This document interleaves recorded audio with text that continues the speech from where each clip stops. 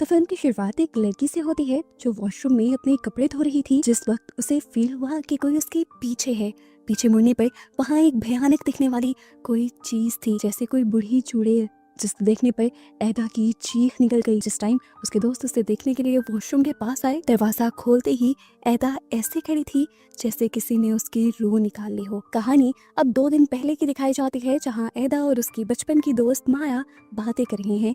माया अपने भाई और कजिन्स के साथ हाइकिंग के लिए जा रही थी और यहीं पर वो एडा को भी इनवाइट कर लेती है, पर एडा को डर था कि उसकी मॉम उसे परमिशन ही नहीं देंगी। इसी तरह बातें करते हुए एडा अपने बालों में हाथ फेरती है तो उंगलियों में फंसकर बहुत सारे बाल उसके उतर आते हैं, जिसे देखकर वो बहुत ज्यादा परेशान हो जाती है। फिर वो बाल फेंक देती है और अगले दिन हमें दिखाया जाता है कि माया एडा की मॉम से परमिशन लेने के लिए आई थी ताकि वो एडा को हाइकिंग ट्रिप पर भेज दी। फाइनली एडा की मॉम मान भी जाती है और एडा माया को घर के बाहर तक सी ऑफ करने के लिए आती है। जिस टाइम माया एडा के पीछे एक भयानक शैडो को खड़ा हुआ देखती है जिसकी लाल आंखें थी। इसे देखते ही वो डर गई और फौरन उसने यहाँ से भागने की एडा कंफ्यूज होकर अपने पीछे देखती रही, लेकिन उसे तो वहाँ कुछ भी नहीं दिखा था। लेकिन इससे ये प्रूव हो गया कि कोई नेगेटिव एनर्जी एडा के घर पहले से ही रह रही थी और वही एडा की बॉडी के ऊपर और माइंड के ऊपर इफेक्ट कर रही थी, असर डाल रही थी। फिर अब अगले सीन में दिखाया जाता है कि ये सारे फ्रेंड्स मिलकर उस जगह पर पहुंच जाते हैं जहां पर इन्हें हाइकिंग करनी थी। यहाँ पर पहुंचते पहुंचते रात हो चुकी थी, तो इन सब ने गेस्ट हाउस में रुकने का डिसाइड किया। रात होते ही एडा को पेट में दर्द होना शुरू हो गया। उसे पता चला कि उसको पीरियड्स हो गए हैं। ये बात जब वो माया को बताती है तो माया कहती है तुम कहो तो हम घर वापस चलते हैं।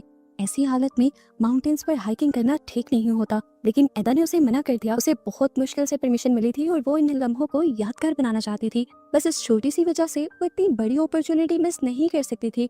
दोबारा उसे मौका मिलता या ना मिलता, अब माया भी उसके साथ ज्यादा बहस नहीं करती और एडा अपने कपड़े धोने के लिए वॉशरूम में चली जाती है और यहीं पर उसे पहली मर्तबा वो भयानक बूढ़ी भूत दिखाई देती है। ये वही सीन है जो हम मूवी के स्टार्ट में देख चुके हैं। यहाँ पर उसकी चीख मारने पर उसके सारे दोस्त आ चुके थे और उसने जब दरवाजा खोला तो सबको ऐसा लगा कि जैसे किसी ने उसकी रूह खींच ली हो। वो बोल नहीं रही थी, बात नहीं कर रही थी, यहाँ तक कि आंखें भी नहीं झपका रही थी। सब लोग उसे पकड़कर रूम में लेकर आते हैं और उससे पूछते हैं क्या हुआ, तो वो बताती है कि मैंने वॉशरूम में किसी अजीब सी क्रिएचर को देखा था। वो पतली सी लंबी सी थी, सफेद बालों वाली, जैसे कोई बूढ़ी औरत हो, और उसकी आंखें किसी लाल बल्ब की तरह चमक रही थी। ये सब बातें जब इस गेस्ट हाउस की ओनर सुनती है तो डर जाती है और इन सबको बताती है कि ऐसे ही एक क्रिएचर सालों पहले भी इस जगह पे देखी गई थी, जिसने यहाँ आने वाले लोगों का जीना हराम कर दिया था। और फिर यहाँ पर कुछ लोगों की मदद से बहुत सारे रिचुअल्स करने के बाद उस एंटिटी से हमारी जान छूटी थी और अब अगर वो दोबारा आ गई है तो ये बहुत बड़ा खतरा है। हो सकता है कि अगर वो ईदा को नजर आई है तो ईदा के साथ ही यहाँ आई हो। ये बात सुनकर यहाँ पर सब लोग डर जाते हैं और इनमें से एक लड़का तो ये भी कह देता है कि हमें ईदा को वापस घर भेज देना चाहिए, लेकिन माया ऐसा नहीं चाहती थी क्योंकि माया को पता था ईदा कितना एक्साइटेड है इस ट्रिप के लिए और उसे इसके बाद कभी परमिशन भी नहीं मिलेगी। इस टाइम तो सारे सो जाते हैं और अगली सुबह जब ये सब उठते हैं तो एडा इतनी ज्यादा एक्साइटेड होती है कि उसके मूड को देखकर किसी को लगता ही नहीं कि रात उसके साथ कुछ हुआ भी था। सभी लोग अपना अपना बैग उठाते हैं और ट्रैकिंग स्टार्ट कर देते हैं। पहाड़ों की खूबसूरती देखते हुए माया और एडा तो इसमें खो ही गई। एडा को तो अफसोस होने लगा था कि वो क्यों अपना कैमरा घर भूल आई।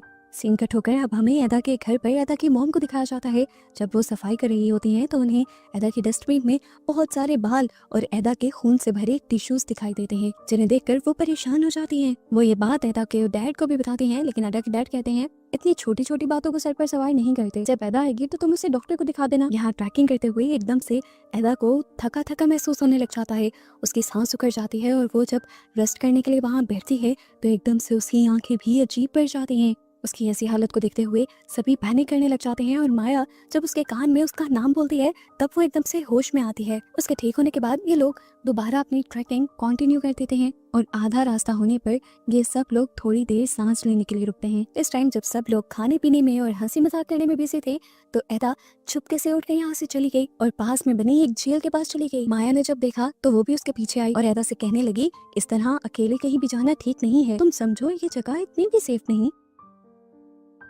एडा जैसे ही उसकी तरफ मुंह करती है तो माया ये देखकर डर जाती है कि उसके हाथ किसी चुड़ैल की तरह काले पड़ गए थे और लंबे हो गए थे और उसकी आंखें बिल्कुल सफेद पड़ चुकी थी और अजीब सी मुस्कुराहट के साथ एदा उसका गला पकड़ लेती है। माया की चीखने चिल्लाने की आवाज़ें सारे लड़कों को यहाँ ले आती हैं और वो लोग बहुत ही मुश्किल से माया को एदा से छुड़वाते हैं। जैसे ही एदा माया को छोड़ती है, माया को झील के बिल्कुल दरमियान में एक लंबी बूढ़ी एंटिटी दिखाई देती है जिसने सफेद रंग के कपड़े पहने हुए थे। उसके लंबे लंबे बाल थे और उसकी भी लाल आंखें बिल्कुल उसी तरह चमक रही थी जैसी आंखें उस एंटिटी की चमक रही थी जिसे एदा ने देखा था। इस टाइम माया के अलावा कोई भी उसे देख नहीं पाया। खैर, ये लोग एदा को लेकर वापस अपनी जगह पर आ जाते हैं, उसको कुछ सुंघाते हुए होश में लेकर आते हैं। एदा ने जो अब किया था उसके बारे में जब ये लोग सवाल करते हैं तो एदा को कुछ भी याद नहीं था। अब माया ने एदा से कहा, मुझे लग रहा है कि तुम्हें किसी स्पिरिट ने पोसेस कर लिया है, यानी किसी आत्मा ने अपने कब्जे में ले लिया है। ये बात सुनकर एदा जोर जोर से हंसने लग जाती है और कहती है, पागल हो, मुझे लगता है तुम आजकल ज्यादा ही मूवीज देख रही हो। ऐसे कोई भी चीज इंसानों को पोसेस नहीं कर सकती। उसकी हालत को देखते हुए इस टाइम सारे डर गए थे। सारे इस बहस में पड़ जाते हैं कि क्या इन्हें ट्रैकिंग को ही खत्म कर देना चाहिए या फिर पहाड़ की चोटी तक चढ़ना चाहिए। उनकी ये बात सुनकर एदा को गुस्सा आ जाता है और वो कहती है, पहाड़ की चोटी पर तो मैं चढ़ कर रहूंगी, मेरे पास पहली और आखिरी मर्तबा ये मौका है, मैं तो इस मौके को हाथ से जाने नहीं दूंगी। और तुम सब लोग बिना डरो, छोटी सी तो पहाड़ी है, हम जल्दी इस पर चढ़ जाएंगे। एदा की बातों से सबको हौसला मिलता है और ये सब लोग दोबारा अपना सफर शुरू कर देते हैं। ऊपर चढ़ते हुए थोड़ी ही दूर जाने पर इन्हें ऐसा महसूस हुआ कि जैसे इनके इर्द गिर्द कोई भाग रहा हो और उस जगह पर इन्हें एक बच्चे की हंसी की आवाज़ें सुनाई देने लगी जिसकी वजह से ये सभी लोग डर गए। और माया तो उस शेडो को भी देख पाई। माया ने इसको भी इग्नोर किया और सबके साथ सफर कंटिन्यू करती रही। थोड़ी ही आगे जाने पर माया को रास्ते में खड़ा एक बूढ़ा आदमी भी नजर आया और ये सब लोग जब उस बूढ़े आदमी के पास पहुंचे तो इन्हें एक डरावनी आवाज सुनाई दी। ये आवाज इतनी ज्यादा तेज थी कि इन सबके कान फटने लगे और इन्होंने अपने कान बंद कर लिए, यहाँ तक कि सभी लोग बेहोश हो गए। और जब इन्हें होश आया तो वो बूढ़ा आदमी माया ने देखा कि यहाँ से जा चुका था। यहाँ पर मौजूद लड़के ये बात कहने लगते हैं कि इनके साथ ये अजीबोगरीब काम एदा की वजह से हो रहे हैं। एदा को क्योंकि पीरियड्स आए हैं, ऐसी कंडीशन में लड़कियां बहुत सारी नेगेटिव एनर्जीज को अट्रैक्ट करती हैं और एदा की वजह से ही ये अजीबोगरीब चीजें उनके साथ हो रही हैं। उसकी बात सुनते ही एदा गुस्से से उसे देखती है और उसकी बातों को इग्नोर करते हुए ये सब लोग दोबारा अपना सफर कंटिन्यू कर देते हैं। अब ये थोड़ा सा ही चले थे कि एदा की हालत दोबारा से बिगड़ने लगी। इन्होंने एदा को बिठाकर पानी पिलाया। पानी पीते पीते ही उसके माथे पर झुर्रियां आने लगी, उसका चेहरा बिगड़ गया और बॉडी भी अकड़ गई। उसके होंठ सफेद पड़ने लगे और वो इस तरह से मुस्कुराई जैसे किसी और एंटिटी ने उसे पोसेस कर लिया हो। वो लड़का जो बार बार एदा को वापस छोड़ने की बात कर रहा था, वो कहता है कि अगर एदा की हालत ऐसी ही रही फिर तो हम इस माउंटेन को सर नहीं कर पाएंगे। उसका ये बात कहना था कि एदा की बॉडी को झटके लगने लगे और वो इतने भयानक तरीके से हंसने लगी कि उसकी हंसी पूरे माउंटेन्स के जंगलों के अंदर फैलने लगी। ये सब लोग भी डर गए। माया जान गई थी कि एदा की दिमागी हालत भी ठीक नहीं रही, इसीलिए वो एदा के साथ साथ सभी लोगों को ही वापस चलने का कहती है। और ये बात सुनकर सफेद आंखों के साथ एदा अजीब से अंदाज में उसे कहती है, तुम सब चले जाओ, मैं तो ये पहाड़ी सर करके ही रहूंगी क्योंकि ये पहाड़ी मेरी हो चुकी है। ऐसे ही बातें करते करते उसकी आंखों में खून भी उतर आया। सभी लोग डरकर उससे पीछे हो गए और माया समझ गई कि जो एंटिटी वो बाहर बाहर एदा के पीछे देख रही थी, उसी एंटिटी ने एदा को पोसेस कर लिया है। एदा सब लोगों से कहती है, मैं तो ऊपर तक जाऊंगी और जो भी मेरे रास्ते में आएगा मैं उसे मार डालूंगी। ये बातें कहते ही वो अकेले ही अपना सफर शुरू कर देती है। सब लोग पीछे से उसे देखते रह जाते हैं और इससे पहले कि कोई कुछ समझ पाता, एदा उन सबकी नजरों से गायब भी हो गई। माया जो अभी भी कंफ्यूज खड़ी थी, उसने देखा कि दूर से एक बूढ़ी औरत अभी भी इनके ऊपर नजर रखे हुए है और ये बूढ़ी औरत अभी भी माया के अलावा किसी और को नजर नहीं आ रही। और यहाँ हमें रिवील होता है कि माया के पास एक सुपर पावर थी। उसकी स्पिरिचुअल आई यानी थर्ड आई खुल चुकी थी जिसकी वजह से वो सारी ही एंटिटीज या दूसरी क्रिएचर्स को देख सकती थी। इसलिए मूवी के स्टार्ट से अब तक सारी एंटिटीज माया को ही नजर आ रही थी, जो एंटिटीज आम लोगों के लिए देखना नामुमकिन है। खैर, यहाँ पे माया जल्दी से अपने सारे भाइयों और कजिन्स को कहती है कि चलो एदा का पीछा करते हैं। जैसे ही ये लोग एदा के पास पहुंचते हैं, माया भागकर एदा के पास जाती है और उसे आगे बढ़ने से रोकने लग जाती है। इस टाइम माया की आंखों से आंसू भी निकल रहे थे और एदा भी रोने लगी। रोते रोते एदा ने कहा कि ये सफर मेरी जिंदगी की सबसे बड़ी यादगार बनेगा और मैं इसे अधूरा नहीं छोड़ सकती। अब माया का जो कजन सबको वापस चलने को कह रहा था, माया उसे भी समझा देती है कि एदा की बात मानते हुए हम चोटी को सर कर लेते हैं, क्या पता ऊपर जाते जाते सब चीजें वापस नॉर्मल हो जाएं। सभी लोगों ने अपना मूड ठीक किया और ऊपर की तरफ चढ़ना शुरू हो गए। जैसे जैसे ये और ऊंचाई पे चढ़ रहे थे, एदा की तबीयत और ज्यादा बिगड़ने लगी थी, लेकिन एदा अपने आप पर काबू पाते हुए ऊपर चढ़ती रही और फाइनली ये लोग चोटी को सर कर भी लेते हैं, जो लगभग 3000 मीटर की बुलंदी थी। अब रात भी हो चुकी थी। ये लोग यहीं पर टेंट्स लगाते हैं और आराम करने लग जाते हैं। जैसे ही रात परवान चढ़ती है, एदा की तबीयत दोबारा बिगड़ने लग जाती है। उसकी बॉडी ऐसे अकड़ गई थी जैसे उसकी बॉडी के अंदर कोई और चीज आ गई हो। कुछ ही देर में वो नीचे गिर गई और उसकी पूरी बॉडी में झटके लगने लगे। उसकी आवाज़ें सुनकर सभी लोग अपने कैंप से बाहर निकल आए। एदा की तबीयत इनके संभालने में तो नहीं आ रही थी, इसीलिए ये सब लोग नीचे की तरफ जाते हैं ताकि आसपास से कोई मदद बुला सके, और इन्हें यही पास में रहने वाला एक आदमी मिल जाता है। वो आदमी इन लोगों के साथ इन लोगों के टैंक तक आता है और एदा की हालत को देखते हुए एदा के कान में कुछ चीजें पड़ता है, जिसकी वजह से एदा की आंखें काली पड़ जाती हैं और उसके पूरे मुंह की वेन्स भी नीली हो जाती हैं। उसकी बॉडी के हिस्से इस तरह मुड़े थे जैसे कि सारी हड्डियां टूट जाएंगी। जब ये चीजें बहुत ज्यादा बढ़ने लगी तो उस आदमी ने भी जो कुछ वो पढ़ रहा था वो और जोर से पढ़ना शुरू कर दिया और एकदम से एदा नॉर्मल हो गई। ऐसा लगा कि जैसे जिस भी चीज ने एदा के ऊपर कब्जा किया हुआ था उसने एदा की बॉडी को छोड़ दिया। इसी टाइम सीन कट होकर हमें घर पर एदा की मॉम को दिखाया जाता है, जो इस टाइम प्रे कर रही थी, यानी नमाज पढ़ रही थी। और इस टाइम पर उन्हें लग रहा था कि जैसे कोई उनको घूर रहा हो, हालांकि उनके घर पर कोई भी नहीं था। और जब वो ये बात अपने हस्बैंड को बताती हैं तो वो उन्हीं का मजाक बना देते हैं। खैर दोबारा हम एदा को टैंक के अंदर देखते हैं, जहाँ पर वो एकदम से सोते सोते उठ जाती है। उसका चेहरा बदल जाता है उसी लड़की में, उसी एंटिटी में जिसे बार बार हम एदा के साथ देख चुके हैं। माया डर कर एकदम से उठ जाती है और हमें पता चलता है कि ये सब माया का हाथ था। लेकिन उसने क्या देखा कि एदा जो कुछ देर पहले उसके साथ लेटी हुई थी वो उसके साथ नहीं थी। वो एदा को ढूंढने के लिए बाहर निकली। उसे एदा नजर भी आ गई और उसने जैसे ही एदा को बुलाया तो एदा उसकी तरफ पलटी, लेकिन अब एदा का चेहरा एदा का नहीं था। यानी जो कुछ माया ने अपने ख्वाब में देखा था वो सच में भी हो रहा था। और यहाँ माया समझ गई कि इस टाइम एदा दोबारा किसी एंटिटी के या किसी शैतान के पोजेशन के अंदर है, उसके कब्जे में है। माया एदा को कुछ थप्पड़ मारती है और जैसे ही एदा होश में आती है तो वो उसे अपने टैंक में ले जाती है। फाइनली अब सुबह भी हो गई। इन सब लोगों ने अपने बैग पैक किए और वापस जाने की तैयारी करने लगे। माया ने देखा कि एदा उनके साथ नहीं थी। एदा को ढूंढते हुए वो उस तक गई तो एदा ने उससे कहा, मेरा यहाँ से जाने को दिल ही नहीं कर रहा। मुझे लग रहा है कि जैसे ये माउंटेन ही मेरा घर हो। मुझे जो यहाँ सुकून मिल रहा है वो सुकून मुझे आज तक नहीं मिला। जाने से पहले एदा कुछ देर तक एक बहुत बड़े से पत्थर को देखती रहती है और उसे ये देखते हुए कुछ बोलती भी है। माया को लगा शायद वो वही बातें कर रही होगी जो उसके साथ गुजरी। खैर वो उसे कुछ नहीं कहती और गाड़ियों तक ये लोग आ जाते हैं। इनका वापसी का सफर बिल्कुल नॉर्मल था और फाइनली ये लोग अब अपने शहर आ चुके थे। माया के भाई और कजन्स एदा को एदा के घर पे छोड़ने के लिए आए। घर आते ही एदा अपनी मॉम से भी नहीं मिली और सीधा घर के अंदर चली गई, जिससे उसकी मॉम को काफी अजीब फील हुआ। खैर माया तो यहाँ से चली गई और जैसे जैसे रात गहरी हुई एदा की तबीयत दोबारा से बिगड़ने लगी। उसकी बॉडी बुरी तरह से कांपने लगी और एदा पागलों की तरह हंसने लगी। उसकी हंसी डरावनी थी। उसकी ऐसी हालत को देखकर उसकी मॉम इतनी ज्यादा डर गई कि उन्होंने मस्जिद से उस्ताद साहब को बुला लिया। उन्होंने एदा के ऊपर कुछ पढ़ा भी, लेकिन उनकी कोई भी बात एदा पर असर नहीं कर रही थी। इसलिए एदा के मॉम और डैड उसे हॉस्पिटल ले गए, लेकिन हॉस्पिटल में भी उसकी तबीयत ठीक नहीं हुई। डॉक्टर्स उसका इलाज नहीं कर पा रहे थे क्योंकि डॉक्टर्स को तो उसकी बीमारी की ही समझ नहीं आ रही थी। अब माया और माया के भाई जब एदा से मिलने के लिए हॉस्पिटल में आए तो एदा के डैड बहुत ज्यादा गुस्से में थे। उन्होंने तो माया और माया के भाई को डांट भी दिया कि ये सब माया की वजह से हुआ है।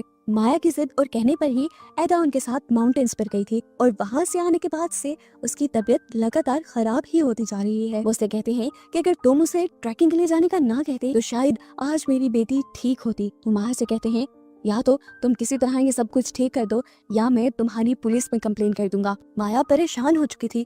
इस सब में उसकी तो कोई गलती नहीं थी। वो कॉलेज में भी परेशान और खोई खोई रहती है, जबकि यहाँ एदा आज भी हॉस्पिटल में है।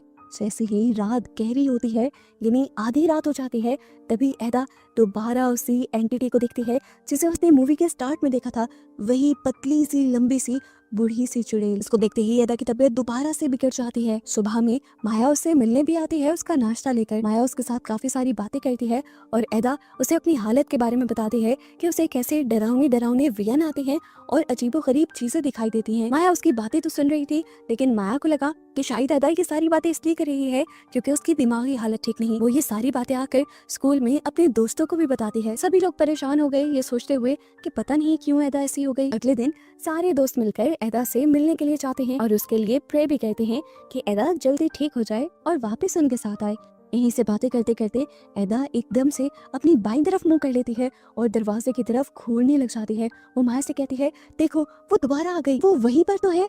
लेकिन किसी को दरवाजे के पास कुछ भी नजर नहीं आ रहा था। सबने उसे समझाने की कोशिश की कि दरवाजे के पास कोई नहीं है, लेकिन एदा किसी को वो ना समझा पाई जो उसे नजर आ रहा था। खैर, रात होती है और रात में एदा की तबीयत और ज़्यादा बिगड़ जाती है। उसकी बॉडी में झटके लगते हैं, उसको सांस लेने में तकलीफ होने लग जाती है और जब उसको खून की उल्टी होती है तो तब वो मर जाती है। जैसे ही ये खबर उसके घर और दोस्तों को पता चलती है तो वहाँ पर कयामत टूट आती है। उसके घर के आसपास रहने वाले सभी लोग एकदम से एदा के मरने पर शौक रह चुके थे। ये सब कुछ ही दिनों में तो हो गया था। 3 से 4 दिन पहले एदा बिल्कुल ठीक थी और आज एदा उनके दरमियान में ही नहीं थी। माया की तो हालत इतनी ज़्यादा ख़राब हो गई थी कि महीनों बाद भी वो अपनी बेस्ट फ्रेंड एदा को नहीं भूल पाई। एदा की मौत ने सबसे ज़्यादा जो डिस्टर्ब किया था वो माया को किया था और उसकी एक वजह ये भी थी कि एदा के डैड ने उसकी इस हालत का और मौत का जिम्मेदार माया को ठहरा दिया था। हर रात उसे एदा के ख्वाब और एदा के वियंस आया करते थे। ऐसे ही उसकी बातें याद करते करते एक दिन उसे याद आता है कि जब ये लोग हाइकिंग के लिए निकल रहे थे तो एदा के डैड ने एदा को चुपके से कोई पोटली पकड़ाई थी और उसे कहा था कि ये माउंटेन्स वाली झील में फेंकाना, और एदा ने माउंटेन्स वाले झरने में जाकर उसे फेंक भी दिया था और उसी जगह पर तो माया ने वो एंटिटी देखी थी। ये सारी बातें सोचकर वो डर जाती है और सुबह होते ही ये सारी बातें एदा की मॉम को जाकर बताती है। एदा की मॉम भी हैरान हुई और उन्होंने फौरन अपने हस्बैंड से जाकर पूछा कि उस दिन आपने जो एदा को पोटली दी थी आखिर वो क्या थी। यहाँ पर हमें पता चलता है कि एदा के डैड उन सब लोगों को एक खास रूम में नहीं जाने देते थे। एदा की मॉम आज गुस्से में थी, वो उस रूम के अंदर चली गई जहाँ जाकर उन्होंने देखा कि एदा के डैड अजीबो गरीब सा कोई रिचुअल कर रहे थे, यानी ब्लैक मैजिक कर रहे थे, काला जादू कर रहे थे। और यहाँ आकर कहानी के सारे पन्ने खुल जाते हैं। मसला असल में ये था कि एदा के डैड का बिजनेस बहुत ज्यादा खराब जा रहा था। उसे ऐसा लगने लगा कि जैसे उस पर किसी ने काला जादू कर दिया हो, और जैसे ही उसे ये बात पता चली कि उसका एक दुश्मन उस पर काला जादू कर रहा है तो उससे बदला लेने के लिए एदा के डैड ने भी एक तांत्रिक से कांटेक्ट किया। उस तांत्रिक ने काला जादू कर कर एदा के डैड को एक डॉल दी जिसे उन्हें घर से बहुत ज्यादा दूर फेंकना था। अब जिस दिन एदा के डैड उस तांत्रिक से मिलकर घर आए उसी रात एदा हाइकिंग के लिए जा रही थी। उन्होंने ये काम एदा को सौंप दिया, ये भी सोचे बगैर कि वो जिस पर ये काला जादू, ये कर्ज, ये श्राप दे रहे हैं, ये श्राप पलटकर उनकी बेटी को या उनको भी नुकसान पहुंचा सकता है। उस दिन से पहले से ही जब जब उसके डैड इस ब्लैक मैजिक के अंदर इन्वॉल्व हो रहे थे, एदा की भी तबीयत उसी दिन से खराब होती जा रही थी। उसके बाल झड़ने लगे थे, उसके मुंह और नाक से खून आने लगा था। यानी एदा के डैड जिस किसी पर भी काला जादू करवा रहे थे वो पलट कर उन्हीं के ऊपर वार कर रहा था। एदा की मॉम को जब ये सारी कहानी पता चलती है तो वो फूट फूट कर रो देती है। वो कहती है, मुझे आपसे ये उम्मीद ही थी, आपने ही मार दिया हमारी बेटी को। लेकिन यहाँ पर एदा के डैड भी रोने लगे और कहने लगे, मेरा ये सब करने का ये मकसद था ही नहीं, मैं तो अपनी फैमिली को बचाने के लिए, सब कुछ ठीक करने के लिए कर रहा था। मुझे क्या पता था इससे हमारी एदा ही चली जाएगी। एदा के डैड को अब ये एहसास हो चुका था कि उन्होंने जो गलत हरकत की थी उसकी सजा उन्हें मिल चुकी थी। सब लोग अब एदा की मौत से थोड़ा आगे निकल आए थे। पहले वाले ही 6 फ्रेंड्स का ग्रुप दोबारा एदा की याद में उसी माउंटेन्स पर हाइकिंग के लिए जाता है जहाँ एक खास पॉइंट पर माया को एदा की परछाई मिलती है जिससे वो बातें करने लग जाती है। और यहाँ पता चलता है कि माया आज भी एदा को नहीं भूली थी। और बस यही सब दिखाते हुए ये मूवी यहाँ पर ख़त्म हो जाती है।